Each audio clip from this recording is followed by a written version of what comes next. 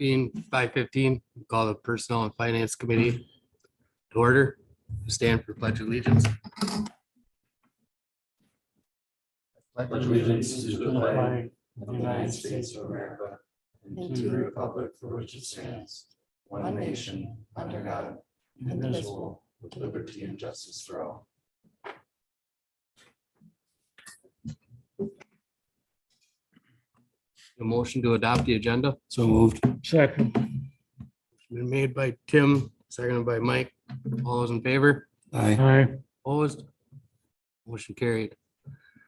Discussion on human resource intern position. Judy, Chad, who wants to take that one?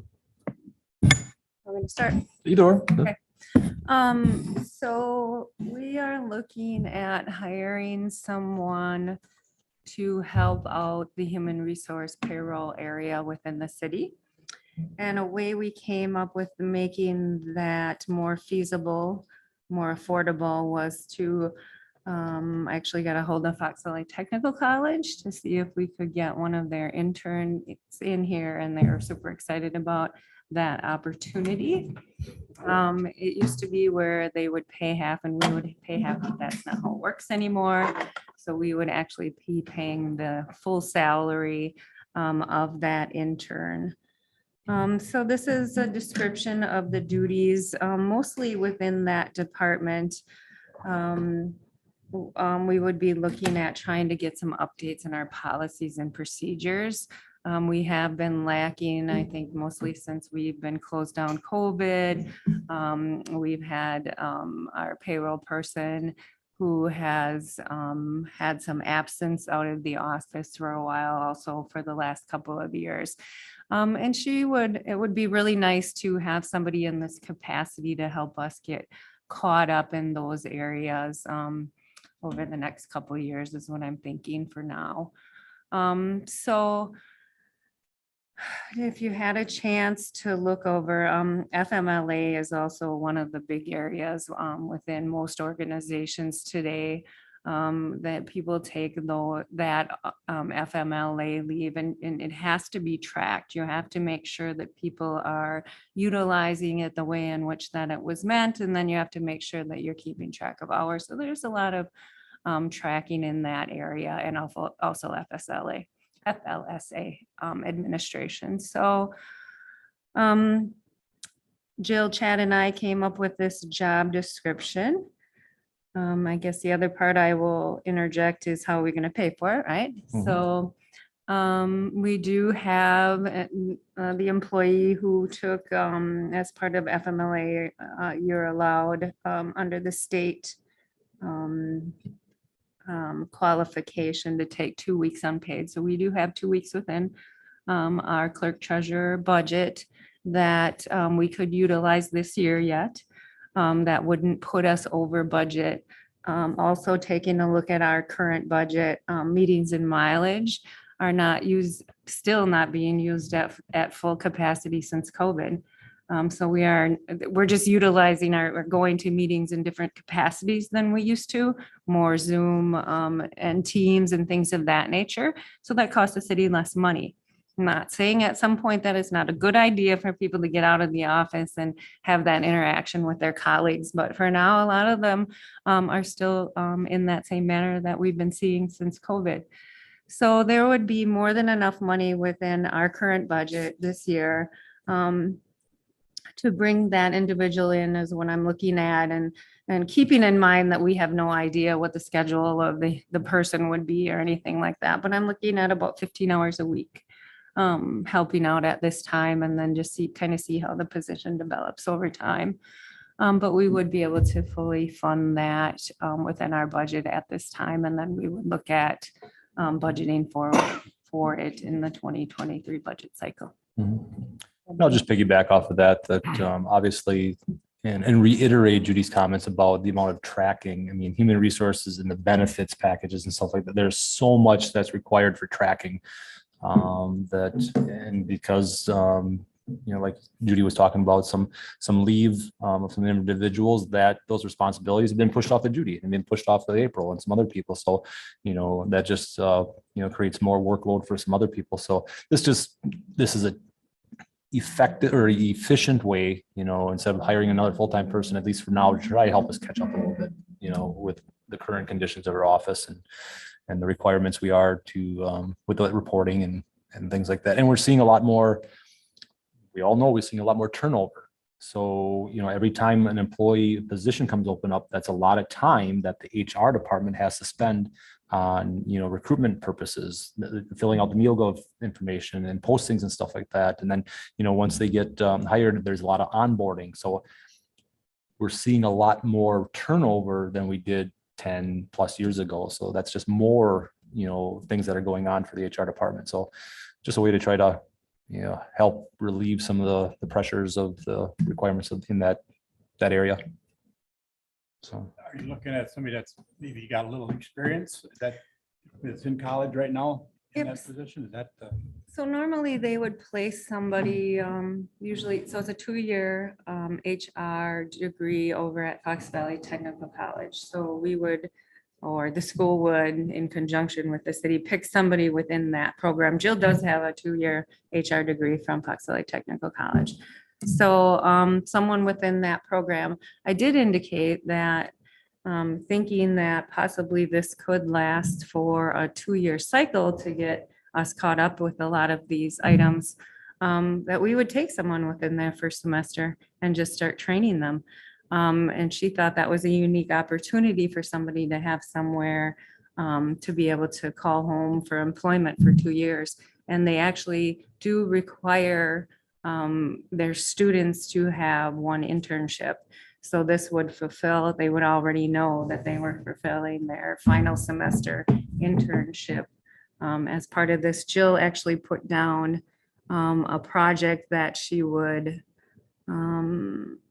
she put that one, but track progress, deadlines, and priorities of a project. So she piggybacked on what the professor had told us about some of the requirements at Fox Valley Tech, and already put it in the description that she would expect them to do something like that.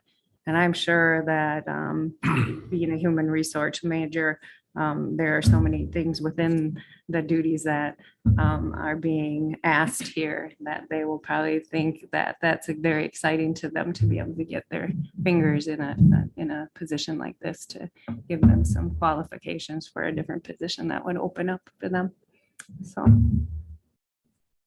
This is something that you would be looking maybe in the future for permanent, or just intern for now to get caught up? For now, we are looking at an intern to get caught up. We do not know currently what the future is holding for that position or those positions. So at this time, we're just looking at an intern. Okay, thanks.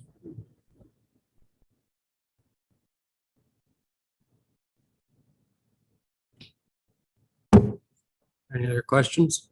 This is Mayor Mark. Do we have a sunset clause in there, or is this an open until we no longer need it? The position description won't define the term of employment. That'll probably be more in an advertisement or offer letter. So, depending on what our expectations are, you wouldn't put that in the position description itself. It would be in the offer, in the advertisement.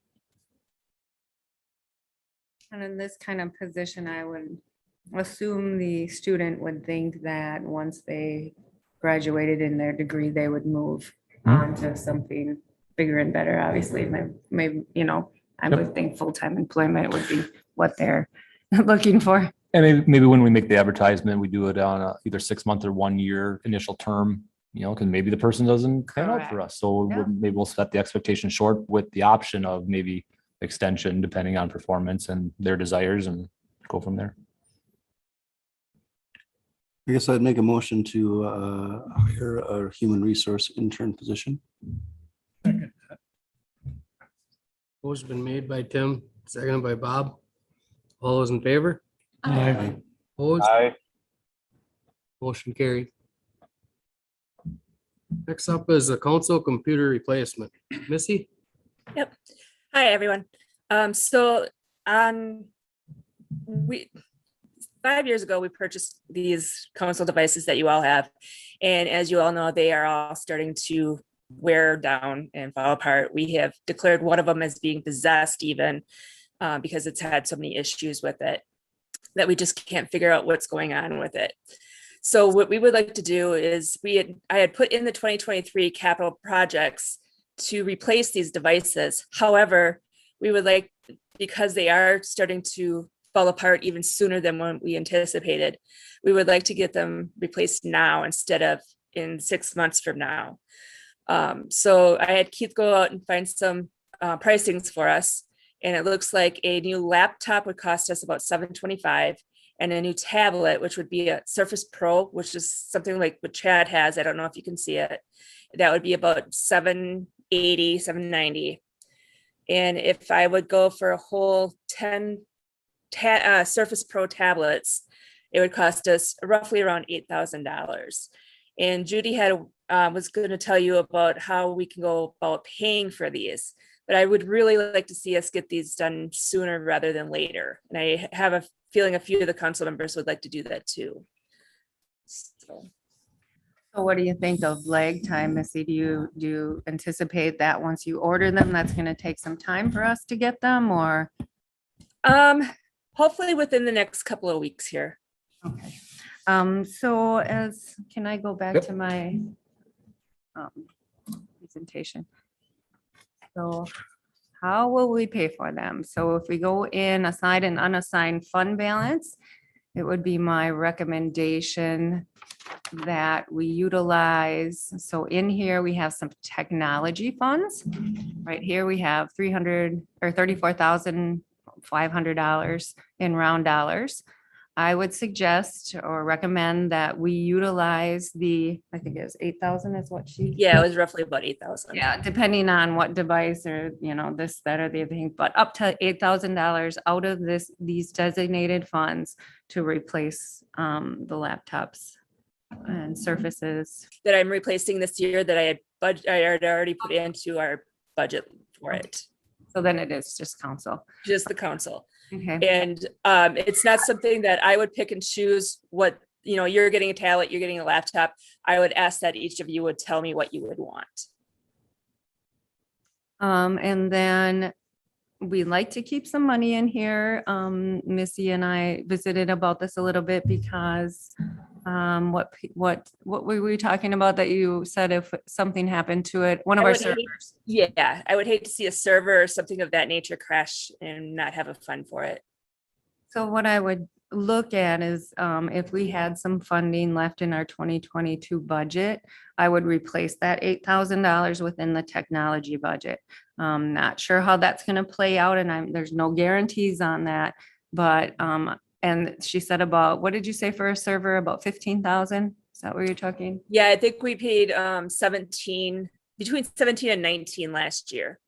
So we would still have enough money in this in case something like that happened. And that is the reason that those dollars are set aside in case of an emergency. So I guess my recommendation would be currently to take the funding out of technology here and if possible, replace it once we close out the 2023 budget cycle.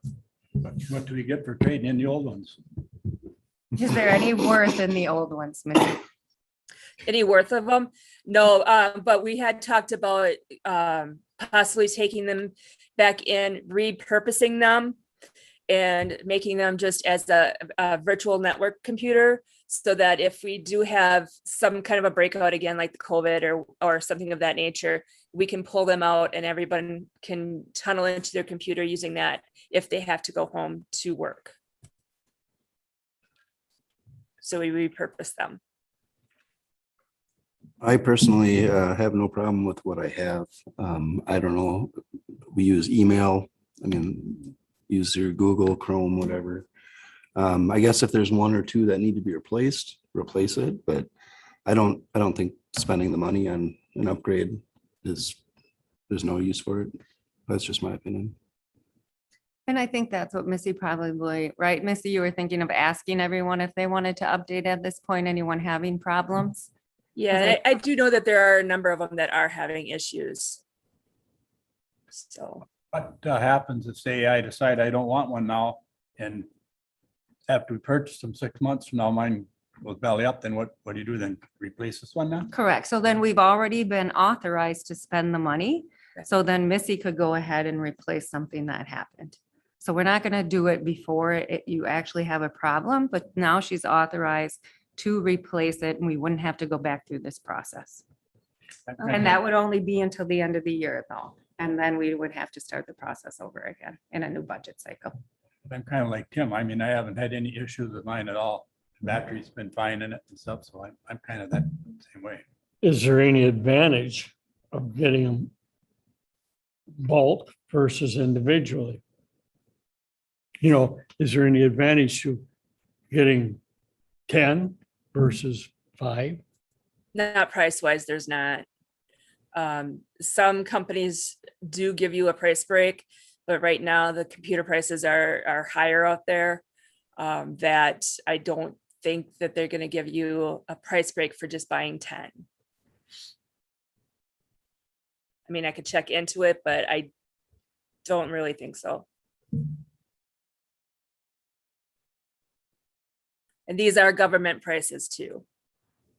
I know the last time I had a little bit of problem, I went in and he kind of hinted that they were talking about replacing them, so Mhm. he said there have been some problems. Yes. So I guess I would make a motion to authorize the replacement of the council computers as needed. You want to say up to $8,000? Up to $8,000. 10 devices, 10 devices. 10 devices, Don't have any more, just in case tax, whatever. Just go up with 10 devices. 10 devices.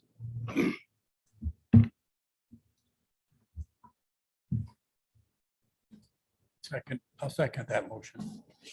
A motion is made by Tim, seconded by Bob to purchase up to 10 devices as needed. All those in favor? Aye. Opposed? Motion carried. Thanks, Missy. Thank you. All right, discussion on revenue sources for the 2023 budget and beyond. Judy? I'm actually gonna let Chad start this. I'm going to kick off the conversation. So, Chad? obviously we're working on, next year's budget. We've had some initial discussions about, expenses and revenues and things. Mayor Mark and I have been talking about things and Judy and I have been talking about things. And we just wanted to have a conversation, just a general conversation about revenue sources. Where are we going to bring in revenue to help finance some of the challenges we're anticipating for 2023? Not only, the inflation, things that we've been talking about, utilities and gasoline, things like that, but also the wages that we've been, talking about that we anticipate that we need to be competitive in the workforce and make sure we're retaining our employees. Now, in this conversation, we want to be crystal clear for anyone who's online or watching us or going to repeat things what we're saying. This is just a conversation. We're not making any recommendations at this point in time. We're going to be talking about different things that might be a little bit, sensitive to people because of, taxes or things like that. But this is just a conversation. We're not hinting anything at this point in time. So we don't want to see headlines of, that we're doing this for, increasing taxes or whatever. So, but just a general discussion of options and where we need to go to be competitive. And I'm sure we're not alone with other municipalities. So Judy, you want to kind of kick off from there? What you got in here, I guess, for. Sure. So what I put in the packet for distribution was a pamphlet from the Wisconsin Department of Revenue on referendums. So if the city of New London, and we are not looking at a referendum at this time, were to consider a referendum, what I wanted to do was just kind of go through what that process would look like and what it takes to actually put together a referendum. Because you have to put a lot of thought processes into a referendum, and it is a time-consuming process. There's a lot of verbiage within referendums that have to be very specific. And I'm going to tell you right now, I am not the expert on that. There would be a lot of people in our office that would have to work on something like this. And definitely the state of Wisconsin would be the resource for how does a referendum look? And other communities who may have passed referendums recently, usually you look to colleagues to help you through that too. So there is referendum processes. So there is a way to exceed your levy limit by referendum. And then, like I indicated, there's particular ballot language that has to be used. There has to be calculations on that are specific to what that referendum is going to make the tax bill look like. And then it goes through examples. So I just wanted to point this out to you. Any of you can go on the Wisconsin Department of Revenue website. All of these resources are available to all of us. There are resolution processes that have to be followed, and then documentation that has to be sent to the state on all of these kinds of things that are passed through a municipality. So like Chad had mentioned, at this point, it is just informational purposes only, so that you as council people know what this looks like in an event that a referendum would be something that you want to look at. There is a number of other things, as Chad had mentioned. When we're looking at our 2023 budget, I'm going to tell you now that it's going to be more difficult than normal budgeting cycle, not only within our office, but amongst the council people also.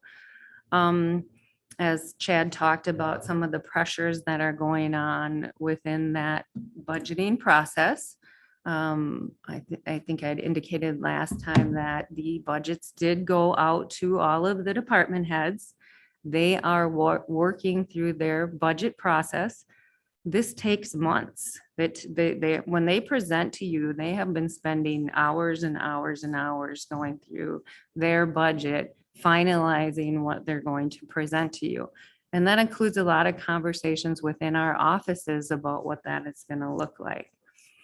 In particular, I am a little bit not able to sleep because of that. I know that things have to change, especially on our expenditure side. And we have all kinds of reasons for that. Not only the pressures of holding and retaining individuals, but electric costs, gasoline costs. So it's not just anything in particular. So the city needs to come up with ideas about how are we going to fund what is going to be coming up in the next couple months to you folks about expenditure side and what is the revenue going to look like. We're in a unique position also this year going into 2023, and I'm hoping it's unique only for a year, that we have a 9.1% inflationary growth or factor, I should say. And we're allowed that kind of growth. That's why I wanted to use that word within our expenditure side, which is way more than I would ever present for us to increase those expenditures because we just can't afford it. But there is some capacity where we wouldn't lose our expenditure restraint of $100,000. And that is unique. Normally that does not happen. So if there is a time of which the city is going to consider the kind of increases on the expenditure side that will be looked at, it is a time where we would not lose our $100,000 expenditure restraint. So that's a unique time for us. Also, the department heads are very busy looking at other ways to bridge the gap. So fees are being looked at. They're going to compare other communities and see if there is any capacity within the fee side. I'm not saying it will or it won't. That will all be presented to you. And you will make the final decisions on what those things will look like. And that will help some of the impact of those expenditures that are going to come up if you so choose to look at those fees and indicate, yeah, you know, we'd like to take a look at those and increase those fees. Other opportunities are road construction utility. What's the technical terms, Chad? And what's the proper term I want to use? Transportation There you utility. go. Transportation utility. Not saying we're doing one, but it is a way for road construction in particular. That's what it would be used for. A way to pay debt and or current construction costs. Because when you're budgeting and you're being squeezed on the expenditure side, and as we know, then we look at capital and what are we able to do on the capital side. When you start increasing this side is usually what gives. And because we know this is such a area that is needed within our community, we want to figure out how we can keep this from causing any reduction on this side. So that as a consideration, there are communities who have successfully implemented this. So, you know, doing some research on what does that look like in their communities. Another avenue of revenue that is in particular to the city administrator and the finance director position are the TID districts that we currently have on the books. We just added 3 new TID districts. Those 2 positions in particular are able to pull revenue for salaries and benefits. So any time that is allocated to those districts by those 2 employees in particular, the finance director is able to calculate movement out of the general fund and into the TID district. And you want to do this, and the auditor actually talked about it a couple times when he presented. You want to take those out of the general fund and distribute them so that the revenue that's being generated by those TID districts are paying for those salaries. I will be doing that this year, actually. So there is some revenue stream for those 2 positions in particular within the TID districts that could alleviate some of the increase that may or may not be seen on that general fund side. Then the question becomes, when the presentation of the budget, when the budget is presented, how, I guess, if another revenue source that takes time to put together, let's say, you know, the utility or the referendum, you definitely are going to need some front end time to get that communication and or hire a consultant to do those initial fee calculations, because we can't do it internally. I've done all that research. I was hoping that we could, but apparently there are some there are calculations that have to be very specific when you're charging a fee, a transportation utility fee, and you have to be able to give that homeowner a very calculated idea of why you picked how much they're paying. So it has to be, and it has to be done by a consultant. So you can't just say every resident's getting $25. It has to be more detailed and in-depth than that.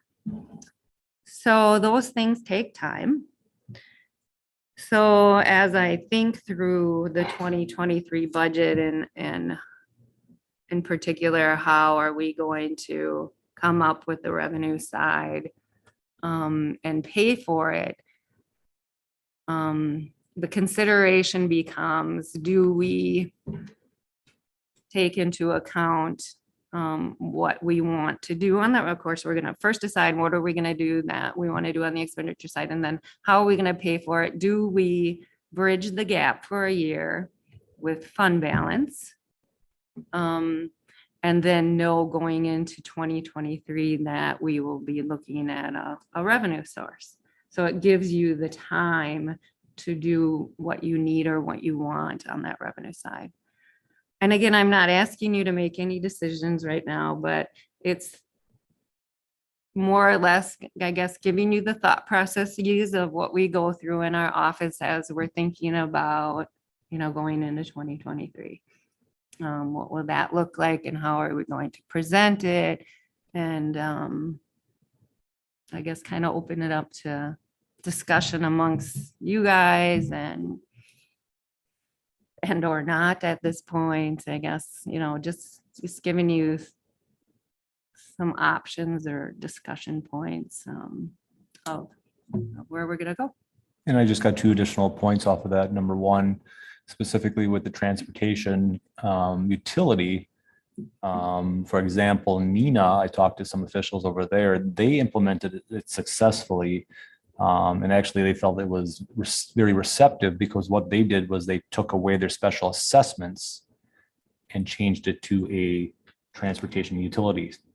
So they felt it was very successful. However, I do know, and I can't remember the community, Judy, was it Pewaukee or something? There is some lawsuits out there challenging transportation utilities. And I don't know the details on it. I don't know if it's challenging it directly or challenging it how those communities calculated, implemented those things. So those are some things we're gonna have to watch, to see if we go down that route. There's that going on as well. Elaborate on the special utilities, what do you call it? The special utility tax that, And that was gonna be my second point. Special assessments. assessment. Okay. So one thing is that we don't charge special assessments for projects. A lot of other communities do.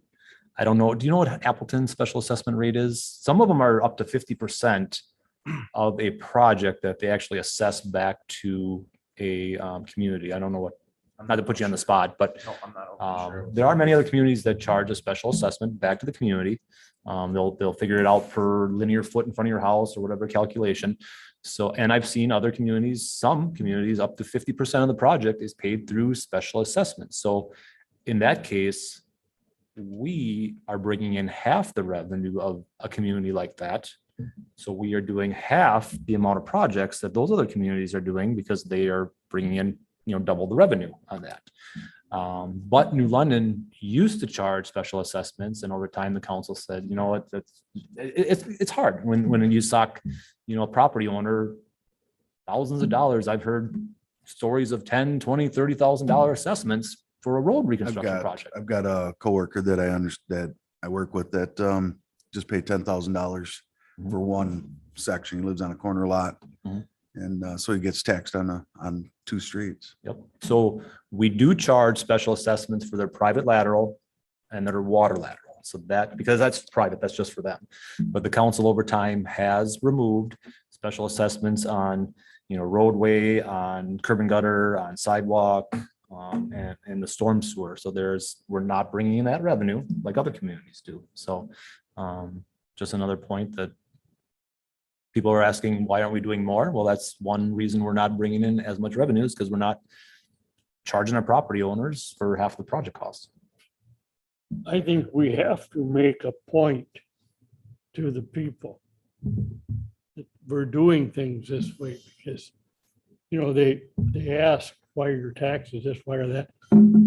We have to start really pushing out and telling them what they're getting for their taxes. Like you say, I know Kimberly charges, I know Appleton does, I know 3-4 down the valley. And we have to start really pushing that out to the people that, if we have to raise taxes here, it's because you are getting all these extra benefits that you don't in some of these other cities. And that's kind of something that we all discuss. And that was the same point I was going to bring up. I mean, we get pounded on every day about our streets and our roads. I mean, I field several phone calls a week about that. But they don't understand the reasoning why it has taken a fall. And they don't understand what we need to do in the future to bring it back to where it needs to be, to where it is acceptable. And that's where we discuss some of these transportation utility taxes, these special assessments. Yeah, go ahead. Along those same lines, actually tomorrow, Josh and I are recording an in-depth video on all this. Mhm. The roads, the taxes, wheel tax, everything. They try to give people, and I've got the last 10 years worth of street projects the city's done. I've got the last 6 years worth of costs that the city's done. We're putting it all in an in-depth video, so I can get And- bashed on social media for. And that's you know, gonna be but- tied in But with, it's gonna be informative. that's gonna be tied in with some Yep, of the I'll get hammered. street stuff that's going on now. Yep. Well, and then we'll do another one, like you said, I'll do this first one. And then we're planning on doing a second one with Robert out in the field, showing just about street reconstruction, what's all about, because most people don't understand, obviously, John knows because what we do for a living, but a lot of people don't know what all goes on with the street reconstruction project. So yes, we're going to do some informative videos and try to get that education out there. Mr. Roberts? As far as the transportation utility tax, I think you can just forget it. Like, I don't think anybody's gonna go for that. That's off the board. I don't even want to talk about it anymore. Special assessment, I could see that. Other communities do that. That makes sense. If you're doing a new walkway, sidewalk, I get it. That maybe we could talk about. Ultimately, we have a survey out there right now. I took the survey and it was prioritizing what people want in the city. Code enforcement, whatever, streets, this and that. I'm excited to see what that is. I'd like to see every department do a 1 to 10 priority. And then maybe we can look at cutting some, there's two ways to do it. You can raise taxes or you can cut expenses. So I guess if we're going to look at it this avenue, I'd like to look at that avenue too.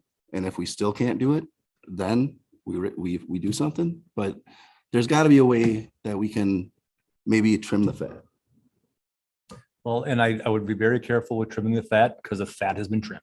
Believe me, That's the fat has been trimmed. that's If the we cut problem. any more, you will be cutting a service. That's what you're getting into at this point. And I brought up, I thought this was going to kind of be brought up. For example, the last time I did the Parks and Rec budget in 2020, I presented it to the Parks and Rec Committee. So at that time, that budget, 91% of the budget, Parks and Recreation, so Parks, Rec, Aquatics, building and grounds at the time, cable, that budget, 91% was labor and benefits and utilities, gasoline, housekeeping, 91%.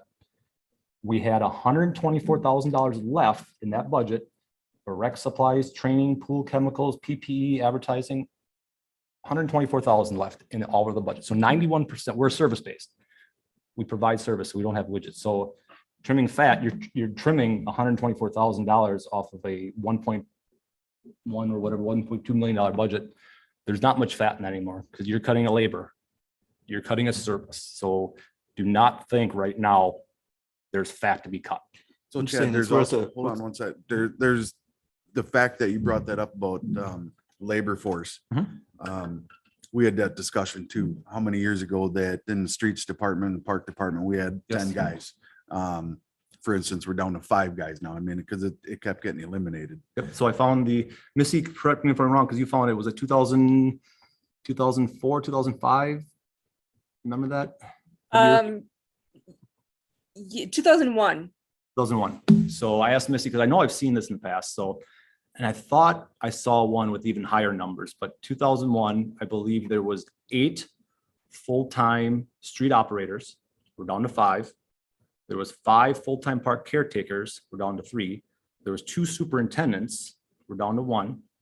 We had a Parks and Rec director, a Public Works director, and an engineer. We don't have the engineer anymore. We contract that out, so there's still a cost to that, but there have been cuts over the years, usually through attrition. But again, labor has been hit hard, so. Mr. Roberts, you had something else? Yeah, I forgot. So what I'd like to add to that though is our community has been doing this for a long time. We have been trimming the fat. We have been trimming the budget.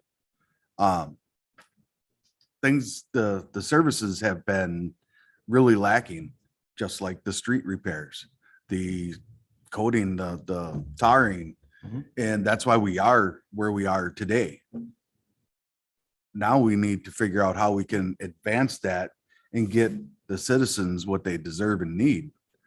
But it also takes them to pay for it as a whole. Go ahead. Okay, so I remember what I was gonna say. Okay. So I guess if we are at the point where we have to cut a service, I'd like to see a priority list. And just, I mean, we're just talking, we're not Yep. doing any action. This is just talking. So let's bring that into the, say, hey, we have to cut a police officer, or we have to, I don't know what that is. But if we can have a priority list and say, hey, this is what, if we don't raise taxes, that way you could tell the people, hey, do you want this? Then we gotta do this. That's a good point. So, I mean, to have that in the discussion, I think it's worth looking into. Me, like, I've been around long enough, I know that they're slim on people and whatnot. There's not the crew that there was in 2001. It's funny, I just looked at the 2001 budget. I was looking up something for somebody in the archive of the paper. Saw the budget in 2001. And I was comparing, at that time, I was comparing what was spent on capital projects versus other things. And people have come to demand different types of services and stuff, but one of the things personally that just kills me when we're down to a 5-person street department, it kills me to see 3 of them going around picking up one branch on the curb and people's leaves, and they could be filling cracks, potholes. Some of the services we do have, I as a property owner, it's nice we have a place to bring our brush and leaf, but to cover 60 miles of streets in random times, like I have neighbors that say if you do take advantage of bringing the stuff out to the curb, it never fails. The day after the city comes through that street, they put it out there on the curb, and then it sits there for 2 more weeks, and it's just like you're chasing around little piles. It's like going out and picking up bubble gum wrappers. People that are trained on heavy equipment, they're going out and picking up leaves and sticks. We take in all this brush from other communities. A lot of the people that complain about the roads are not even from New London, but they drive through New London, and we want nice roads for them, but what are they contributing? I see our staff spending a huge amount of time, and I know we had some big storms over there at the brush pile. It's consolidated. How much time, then that's all got to get scooped up, hauled somewhere with equipment. And there's literally just after a weekend, it takes a massive amount of time just to move that stuff. Last night I watched a family pull up to the sandbag pile, and there's no worry about flooding right now. Nope. We're in a flat road, and they had this big trailer. And I said, look at this. I had some friends, we just came off the dock, and look at this.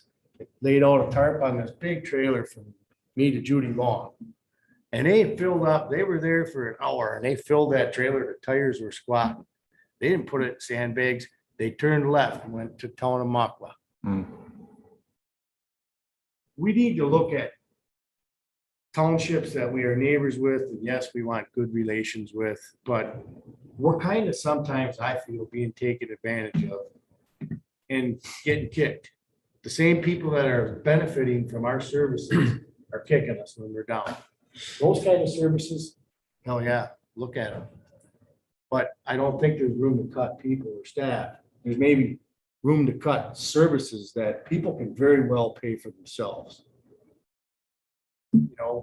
Very well said, John. Very well.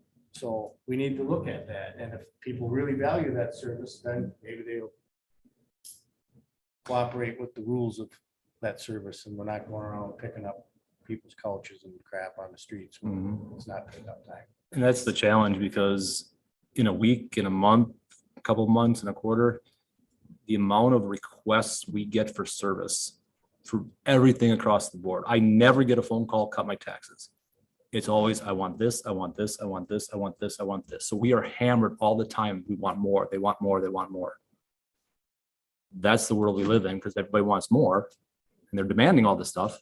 How are we paying for it? And that's where I come back to, Judy had said it about the referendum. we need to put some stuff out there and find out what the citizens want to do and pay for. Let them decide if they want new roads. How do you want to pay for it? We're willing to do it. Because Sidewalks, you want a new sidewalk in front of your house and we're gonna charge you for it, which they used to do. I remember having the special assessments when they come down and mark the sidewalks, and you had to pay for each section of sidewalk that's put in. And back to what Mike was saying, people don't realize that they don't pay for that anymore. right, Yeah, right. I don't like the special assessment thing, because if I got a corner lot and I got a sidewalk going this way and this way, they're gonna charge me. I'm just gonna tell you, I'm gonna take the sidewalk out. You know what I mean? I mean, why- So I've seen, or put a fence on each side. I paid for the whole sidewalk. Go use it. Or maybe That's it's the more hard part of education to special let the assessments. people know, and maybe this video will help a little bit. You know, what are they getting for these We need services? to- We're not charging for this Need to stuff get that they're some getting. out there. I mean, that's what I think you know. people don't understand. Grand Chute, that business shut right down because he couldn't pay the special assessment. Yes, that's He was hammered. He community I could was talking not about. Pay the special assessment, so he just closed his business. That would hurt me, having to pay a special assessment. I live on a Yeah. corner lot. Yeah. My property taxes every year, it's about $4,000. It's a double corner lot. I love my house. I love my yard. I love the lot. A special assessment would take me out. I live on a corner lot as well. If that's what we got to do, that's what we got to do for my thought is, But I'd have what to, everybody I'd have to thinks. really take a look at, Hmm, is living on a corner lot, right.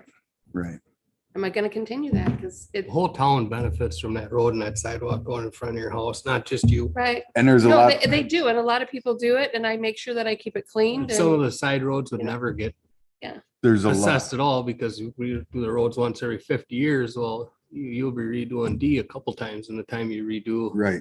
Lyman Street or there, so they're gonna pay 5 times over their lifetime.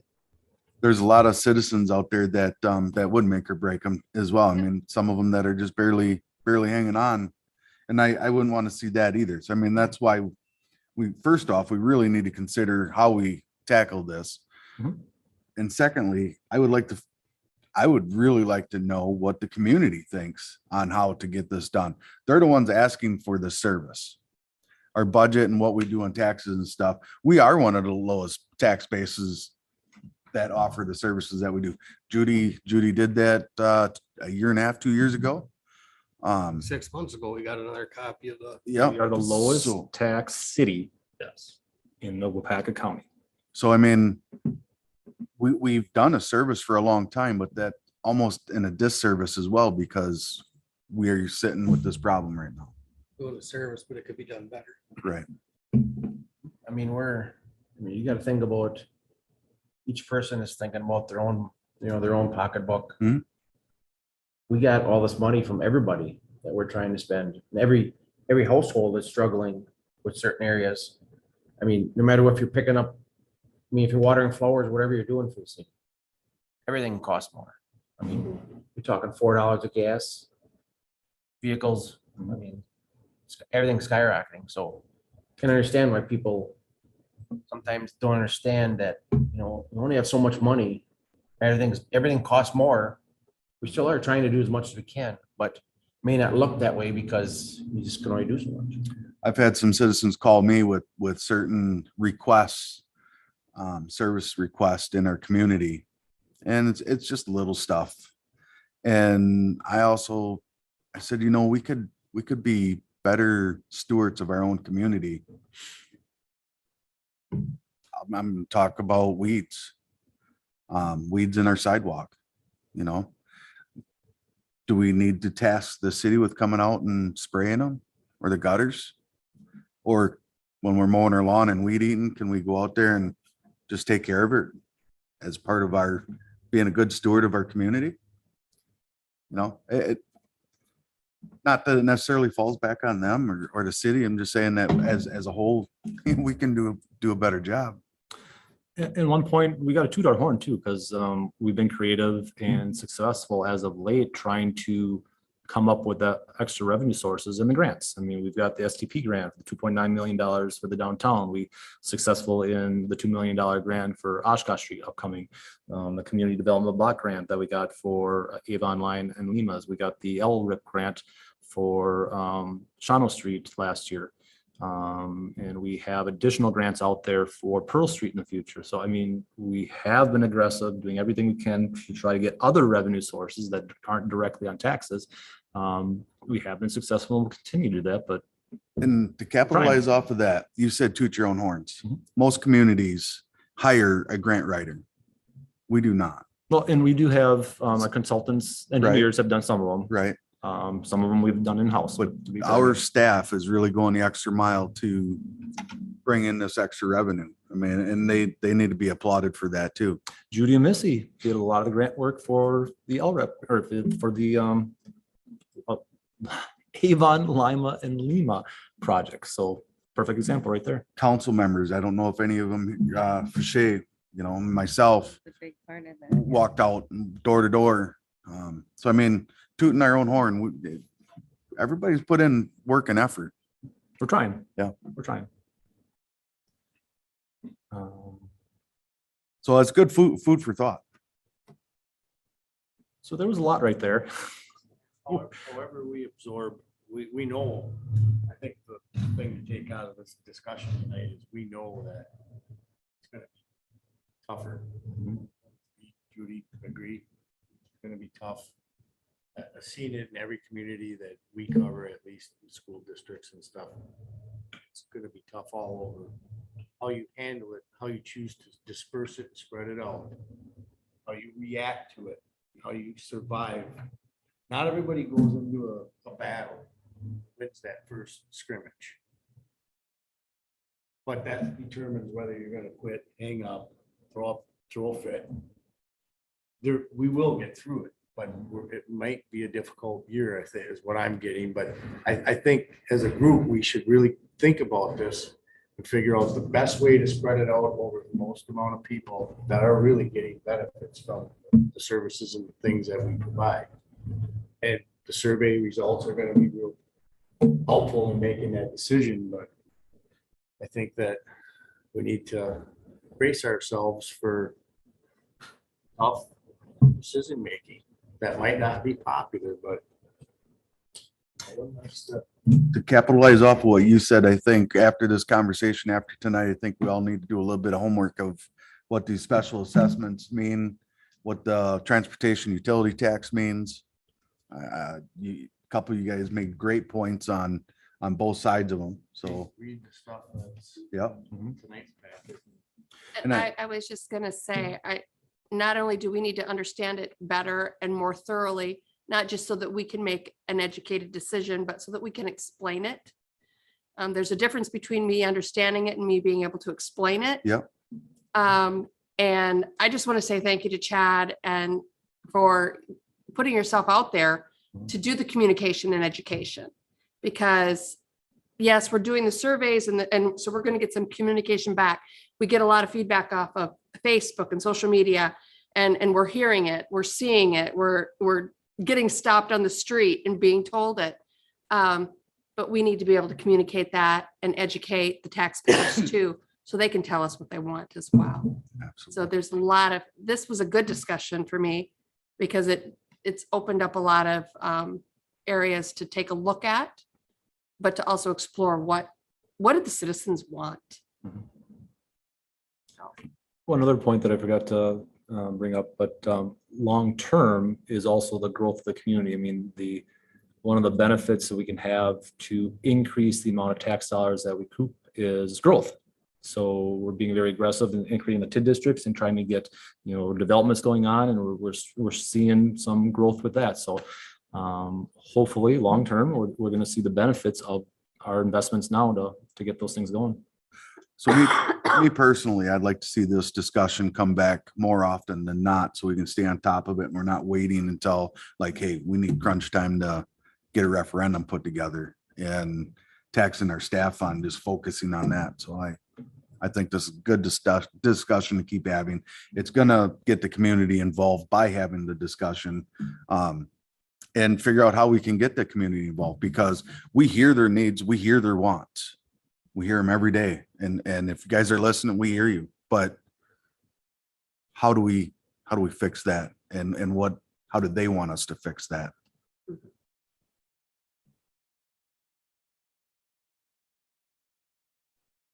Like Interesting Chad said, conversation. those TID districts, 20 years from now, when they close, you'll be praised for putting them together and allowing that capacity to be added to their tax levy at that time, because they'll be able to do some big things.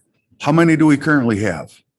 3. We have 3 open and we had 2 in the past. We have, no, We we had 3 in the past, didn't we? we'll be back. We're on 6. So this is 6. So opening up 3 in the last 2 years? So that, Correct. If I'm wrong, didn't we build Yeah. the fire department with one of them? I don't. The City Hall. What's that? When that one closed, what did we build? Oh, the something big? municipal garage. The municipal garage. I knew it was something big that we didn't have to pay Without for. increasing taxes. Yeah. So that's what you look at within your capital. You're always thinking, okay, in this year, we're gonna close the TID district, and you know how much value is within it. So you can calculate how much tax revenue you're going to see. Now, 50% of it has to go, 50% of it is what you can put on the tax levy, and then the other 50% you have to bond for. That's why part of that city garage was bonded for, and part of it went straight on the tax levy. But we did not increase the tax levy at all for that bonding or the actual tax levy itself. So they're gonna see 3 of them, 3 years in a row closing. That's gonna be a big exciting time for the city to be able to do some things, to be honest. Too bad we'll both be retired. Yes. Maybe. 20 years? We'll see. However, you guys will be reaping the benefits of it, hopefully, in what it. That's what right. it- We won't. Right. uh, Actually, Do old folks hold me up. I won't be that old. Come on. you know, and when you're budgeting too, and I'm thinking about all these things, you have to remember the last thing I want to do is set the city up for failure or set us up in a position that I'm looking at 2024 and I have 0 clue how we're going to pay for anything because all we did was meet the gap in 23. Never a good idea. So that's why you will see that we did not place any ARPA funding, and I'm not even talking about placing those funds into the general fund, because that's a one-time fix. And then you're just asking for trouble down the road. So if I'm having a difficult time trying to find revenue in 23, the last thing I want to do is not have some kind of idea or plan of something, knowing, and that was a great point, Chad, when you said, well, if we continue to grow, there's another revenue source. So looking in the future of the city, saying, oh, wow, we're going to see X amount of assessed value come on our books, which allows you to have more dollars without increasing the levy. So we definitely are forward thinking when it comes to what are we going to do to make things match. And you want to use any kind of even fund balance, as I talk about, very, very scarcely, and with a lot of heavy weight of how are we gonna, move forward from this year in And 2023. Judy So, and Chad, you guys brought up the growth. We have these housing developments and there's some people that are pro and cons about it. But you bring in people, the pros to that, the more people you have, the more spending is involved. And then you have more business districts developing, you have more clothing stores and more eateries and that shouldn't say fixes the problem, but that eases the problem of the other demand that the citizens are asking for as well. I mean, it naturally takes care of itself that way.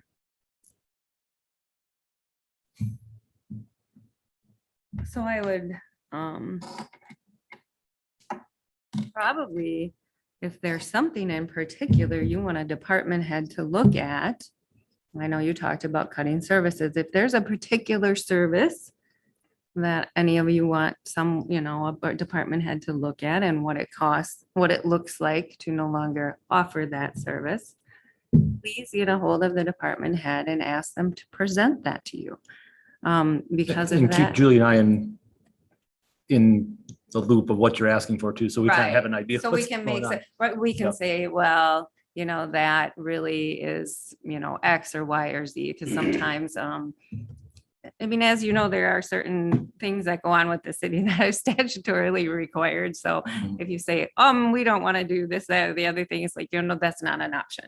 So there are some things that and services that we provide that is not an option for us to not do. So- I'm gonna throw it out there right now. I think what Johnny said is the best case scenario of where to start. I mean, them are simple things that we can just pull our belt loops a little tighter on our services and track them, like the brush pickup, there's, Do we, if I call, like, say I cut a tree down and I just throw it in my front yard and I call you, you'll come pick it up? Nope. We only collect right now. We collect in the spring and the fall, And and then during a major storm. That's it. I mean, I see brush piles right now, like you commented. That's what I was, because I see it too all the time. People are throwing them out there. On the road. It's like, and I didn't know if, Nope. somebody drove by and picked it up, Nope. then I was like, yeah, that's a waste of money. so I guess Yep. that's where I was going with that question. Yeah. And the sand, that should be locked up if we're not in a flood situation. We shouldn't. be And we can pull it back, we You know what I can, mean? I mean, it's like John said, that's not, But I think some of that stuff right there is we can just look at some of the smaller things. Mhm. You do 2, 3 smaller things, that's gonna be just as good as a big project. and something like that too, we gotta keep in mind, I mean, the manpower, we're not gonna put somebody and man somebody out there to regulate Right. who's picking up sand. It's not worth it to do that, but in our case, we know people really don't need sandbags. We can pull that out, I guess. But I mean, it's the cost now go there and scoop it all out and get it out of there versus the cost of someone stealing it too. I mean, sand's not that, Putting it back. It's worth a look. Yep. That's what I'm saying. It's. but I mean, if it's something that, since we only have 5 street operators now and we get hard up, doing the things for street reconstruction, like the crack filling and things like that. Do you want to look at not doing any brush pickup anymore? I guarantee people are gonna Right. give you opinions on Right. what they want to see, but there's a service, that would ease some of the pressures we have of, doing other things that we're asked to do in the city. But again, I'm sure you guys would get phone calls on it. that's one of the services. You're changing yeah. the services. Otherwise, Yep. otherwise then the city is gonna look bad. Yeah, we These can people have ain't like- gonna do it. Neighborhood groups and the guy on the block with the trailer gets people and they help the little lady down the street. that's Better trying to stewards of our brush it. community. There are those people that go around. I know that when I had some trees felled in my yard, I had people coming by asking if they could take Hmm. the wood and the brush. They would clean it up for me if they could have it. I'm like, yeah, of course. But then on the flip side, if we don't do what we're doing right now, are people just gonna pile it up in the front of your yards and let it sit there? And are we gonna have a problem with looks, Yeah. aesthetics? Yeah, those problems will. There's a flip side to everything like that. You're gonna But, have, but like It's the, a start. like to Tim's, point, I mean, if you guys want to look at cutting a service, start talking about it. One thing I see on the last 2 years of budget is equipment replacements always really high. Is there a way we can extend that out a little bit, get a couple more years out of your equipment? And we've tried, you guys remember, we tried to push out the trucks and to a 15-year cycle and we got caught. And we pushed that out and all of a sudden, this last truck, we had to do an emergency replacement because it wasn't, because it was bad. And then what happened was it was a box truck. We ordered the box truck in February, but it took us almost a year to get it. And the replacement, the trade-in cost of it was X amount of dollars. But because it took so long to get, we had a major problem with that truck and it pretty much dove down the trade-in cost. So we actually lost more than what we thought because we pushed it out. So we can try, but Judy? again, we've gotten caught with emergency replacements then halfway through the year. Judy has a very good way that she looks at how she replaces or recommends for them replacements, how long, the longevity, the maintenance on them. And you go back and look at how it's worked out, situations like that, it really, it does follow to a Cars. T. Yeah. Several years ago, was the chief trying to do it a 4-year cycle or a 3-year cycle? He tried doing that. Yep. And that burnt us because then all of a sudden the cars there was a sweet spot between a year 2 and year 3 where I think it was, we waited one more year and then the maintenance just skyrocketed. Yes. That one year, if you guys remember that story too, so. Yeah, it's, I think Other we've thing looked is at the- some of these vehicles. I know you and I and Bob and stuff was sat down and looked at. And what we've had, like you say, what we've had to all of a sudden, we had to replace snow pickup, we had to replace trucks. I don't think we can push them any longer than we are.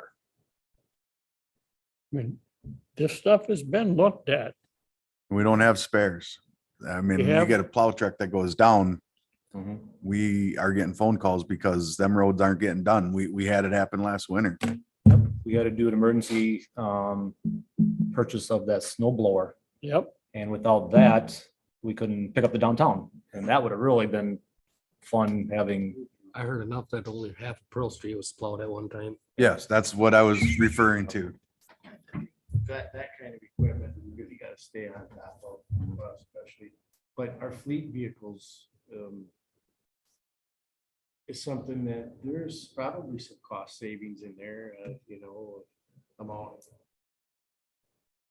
running here, there and whatnot, where our company's doing it right now to conserve fuel and it's amounting to just in our two little communities, it's over $1,000 a month.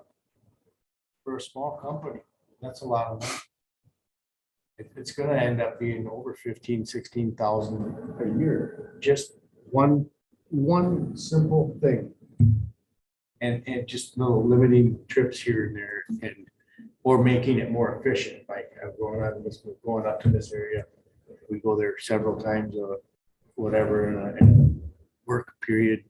Let's schedule that a little differently. There's all kinds of tweaks to save money. Judy mentioned that earlier about, Runtime on some of the travels. equipment that's not as essential, obviously essential equipment. But there's another thing, you're using your best plow truck and hoping that sticks. Yep.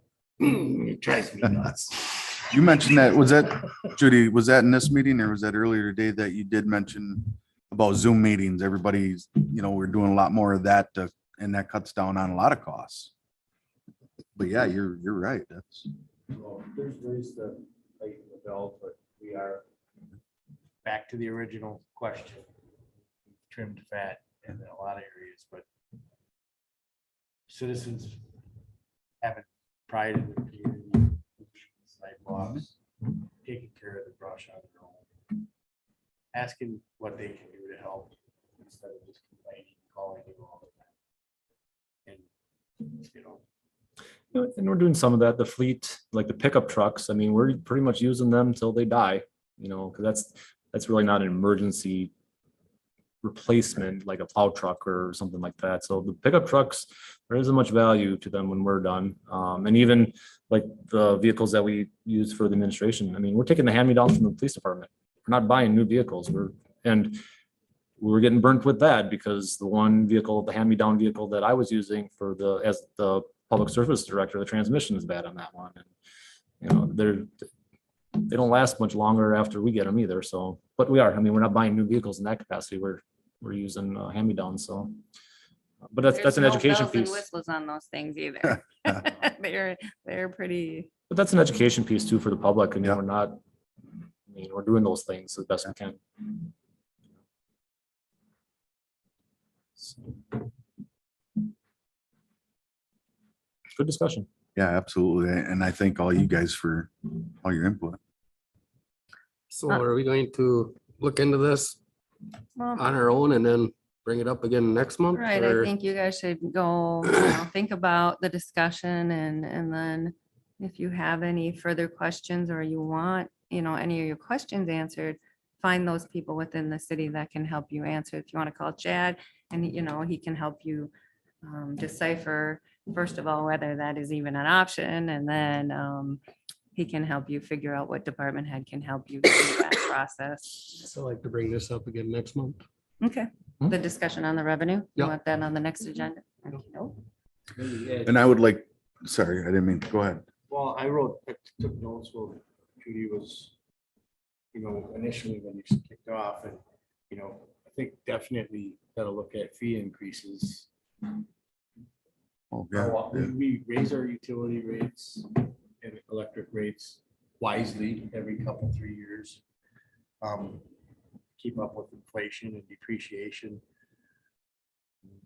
I know it's not popular to raise the fee at a boat landing or at a swimming pool but there's no reason that those rates should be froze. There's no reason that the septic haulers shouldn't get a fee increase. Yeah, I know we need their stuff for the load, but they're also putting stress on our roads. And they wouldn't be coming from as far as Gribbets to bring it here if it wasn't a value to them. So the fee a little bit for them guys. Well, and there's a sweet spot because we want them to come here. Yeah. We want to price ourselves out. So Ben's done a pretty good job of bringing it. They- We brought it down to get them they're here. all- Guarantee you, they're all raising their fees to what they're charging their clients. Yep. You can't just give it away to everybody from outside the city while the people in the city pay more. We gotta look at fee increases for that revenue side too. Perfect So, example of that is going to be building inspection because that hasn't been touched in years. So Dave is collecting. I know we've gotten some other municipalities to see what not the competition, but other municipalities, what they're charging. And we need more help in that area, so that's going to be one. It's not going to be popular. Right. None of the stuff is going to be popular no matter what. If you cut a service, it's not going to be popular. If you raise revenue by taxes, it's not going to be popular. So. You want butter on the bread. Butter. Right. Otherwise, you can have your bread and stuff. Absolutely. so let me give you a little idea of timeline, because I know some of you are new to the budget process.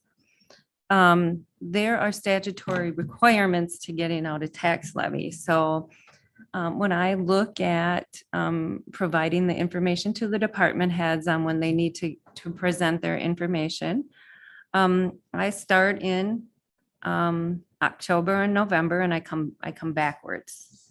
So we have to publish our budget 15 days prior to the council meeting in November.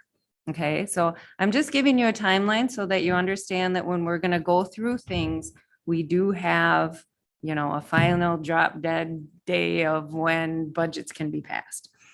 So 15 days prior to that, which means we have another week, although I don't have Missy then because she's gonna be gone, but we'll get through her. So 15 days prior to that council meeting in November, because we present the budget at finance and then it has to be published after that before you approve it.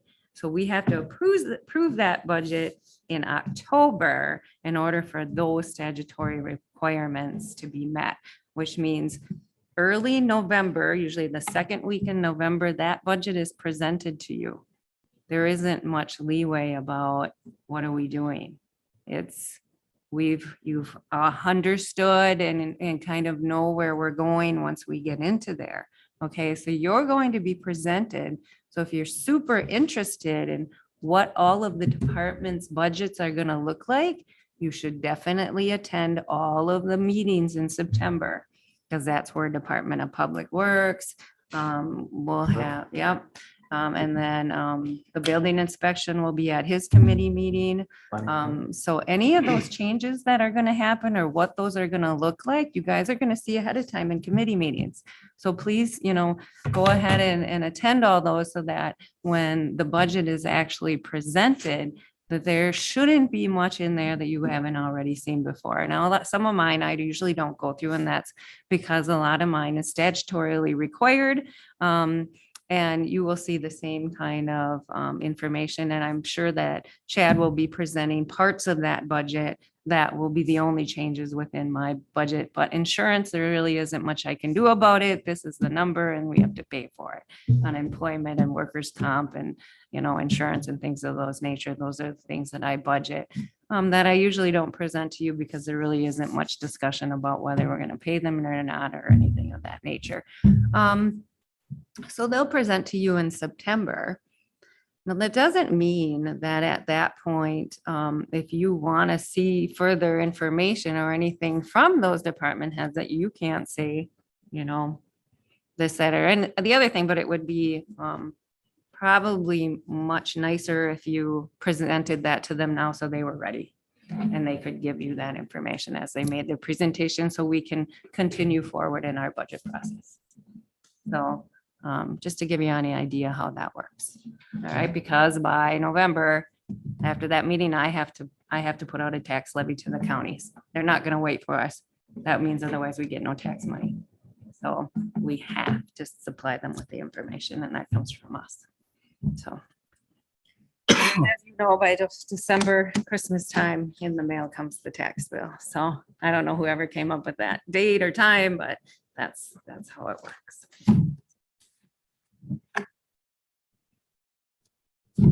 All right, moving on. Finance Director's monthly report. All right, so we are at expenditures and we are halfway through the year. We are in June.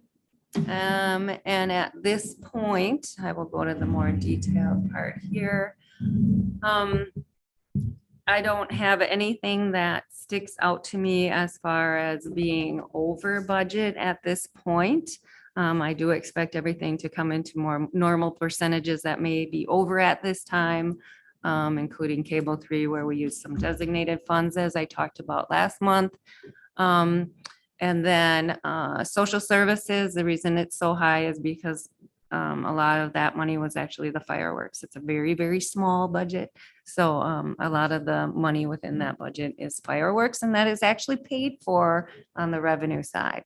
So in GAAP accounting, you have to expense on the expense side, and the revenue comes in on the other side. So that is actually money brought into us for the payment of this. So at this point, I don't see anything concerning on the expenditure side, except that you can see that things are tight. This will probably be one of the budgets where we see less money left over within the budget, which is also a good thing because it means that we have more people on staff, because in the last couple of years, we've had some open positions. Any questions on What was that? the Cable 3? What's that all about? They put a half down payment on the Okay, new gotcha. equipment in here. That's all the AV upgrades that we're doing. So Thank you. we So have to at pay this half. point, I just have this was the actual half payment. Mhm. On the designated side, I have an estimate of the total project. Once I know what that all is gonna cost, then I'll do the adjustment of moving it out of here and putting it into the designated and taking it out of the designated funds. So this will drop more into the. And the designated cable fund that we have.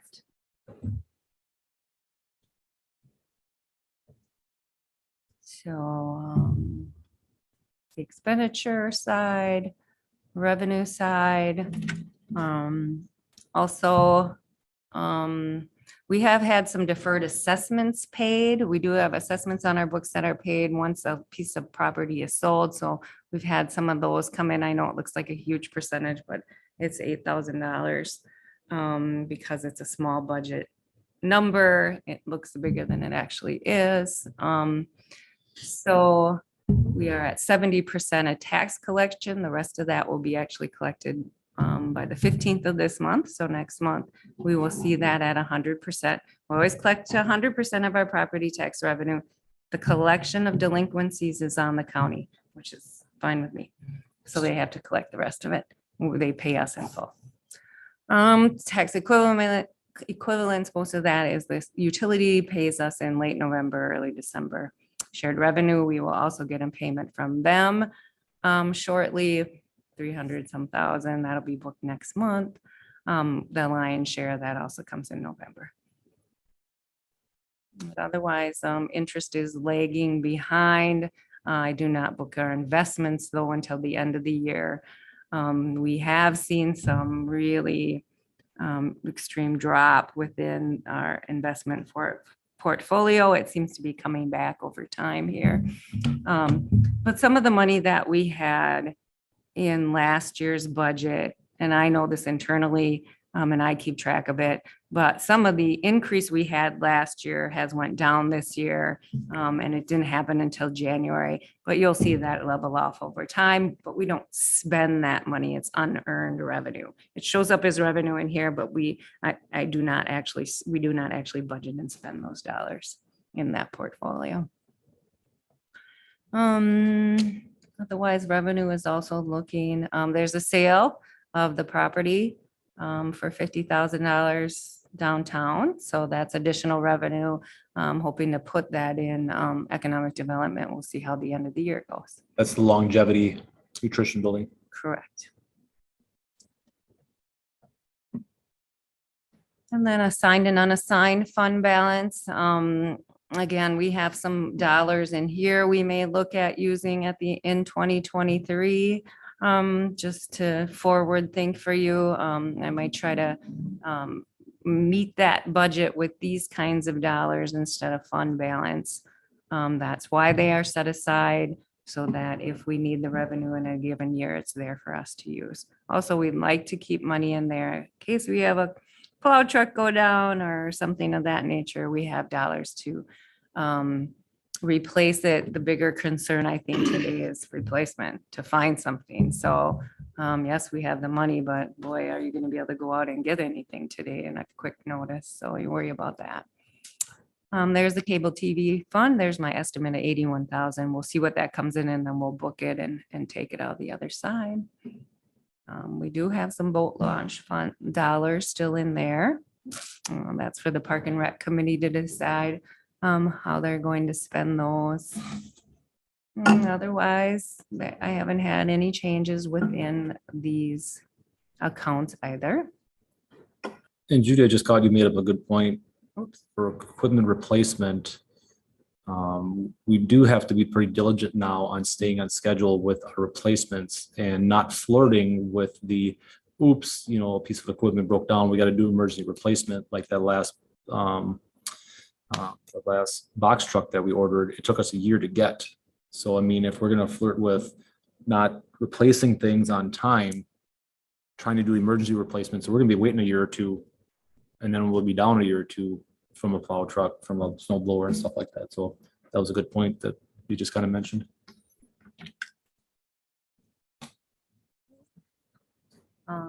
Wheel tax. Again, we will be spending the balance of the dollars in here on to help with the Avon Lions and Lima project. And then these are all the projects that have been completed with those dollars, and then other things that we're looking at this point.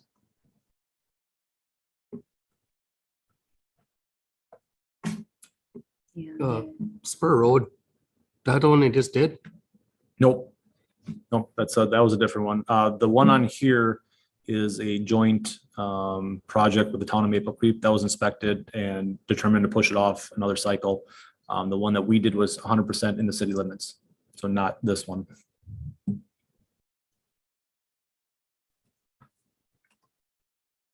Capital bonding report. So this was the bonding we took out in 2021. 2020.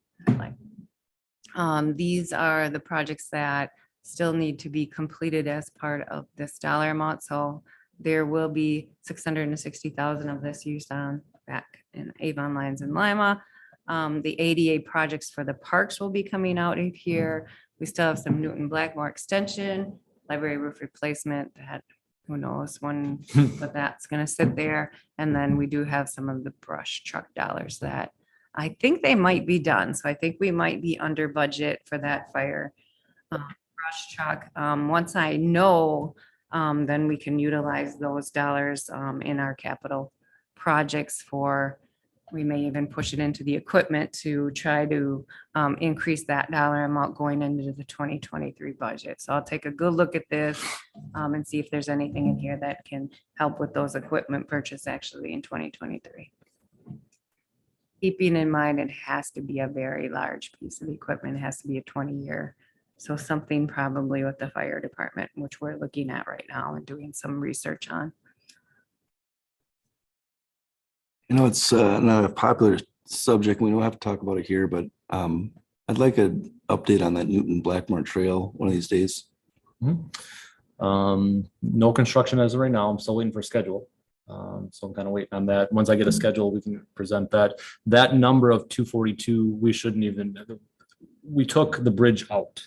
There'll be some of this in there that we got to pay for the engineering and stuff like that because it was part of the whole budget, but we're not even, that's going to be way less than that, because I think the bid came back at 700 and some thousand, and our grant is over 800 and some thousand. So that grant should be paying for 100% of the construction, not engineering, but construction.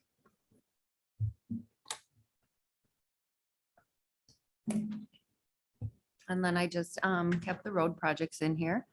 That we can continuously look at what the direction of the city is moving forward with all these road projects. I did add on here. Like I said, Chad, myself and Mark are looking at the fire contract in particular. So we're kind of dissecting the fire area and the equipment needs there. Well, my anticipation is that if there is a piece of equipment needed for the fire department, that is also going to be in that 2023 bonding. Because anything that they get is quite expensive. So it is something on the radar looking at this bonding. So I put it down here, the fire equipment. Not sure what that's going to look like yet. Like I said, we're just at our initial dissecting of the equipment replacement over there. One thing, I was just kind of curious, how much did the city get for ARPA and what did we spend it on? So we got $743,000. Part of it is going into Lions and Lima, and the rest will go into the anticipated start of the downtown project. All roads, that was the direction. Thank you. Mhm.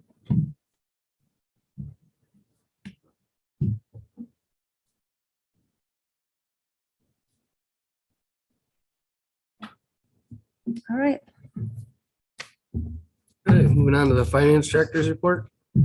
So in the month of July, like I had talked about earlier, it was the beginning of our budget cycle for 2023 budget, not 2022 that it says up there. That is complete and we're halfway through it. That information was handed out and given to department heads. And as you can really understand, we're meeting and going through that as we speak and trying to answer questions for any of the department heads as they go through it. Continue to work on the wastewater treatment plant sewer rate study. I'm hoping that we can get some of those questions answered. But I and Robert are working a lot on answering questions for the auditor. Hopefully that can be presented to you in September. So then I know where I'm going with that sewer budget. So we are working on that. I had to complete some information for Ellers, who is our bonding agent, for some continuing disclosure requirements that I got over to them. That was due actually by the end of the year, but once the audit is done, I can get them that information. So I usually just get it done. We get busy at the end of the year, so it's one less thing I have to think about. We see Jason and from the utility, who's who I'm talking about. And Jill and I continue to work with Luann. Actually, Luann doesn't work there anymore. We have a new consultant, Jamie, and we're hopefully going to be presented actually, looks like the 12th of August with health insurance numbers. So you should, and we probably, and I'm hoping to have those before you next finance committee. May have to call a special meeting if we can't quite get it done in time so that we can take a look at those and move forward. Possibly, nothing's in stone yet, but maybe a 10-1 renewal and 10-1 renewal from here on out, because otherwise we're always waiting for those numbers and it's really hard to budget when we know that that's a very large piece of our budget process and budgeting numbers. So we're looking at a 10-1 renewal and may have some savings is what they're saying, possibly if we do that. So look forward to seeing where that's at. I finished the video service provider report that was due to this date by early August. Processed a couple of accident reports to our insurance company. I continue to monitor the hail damage, make sure that that information is being sent over to the insurance company.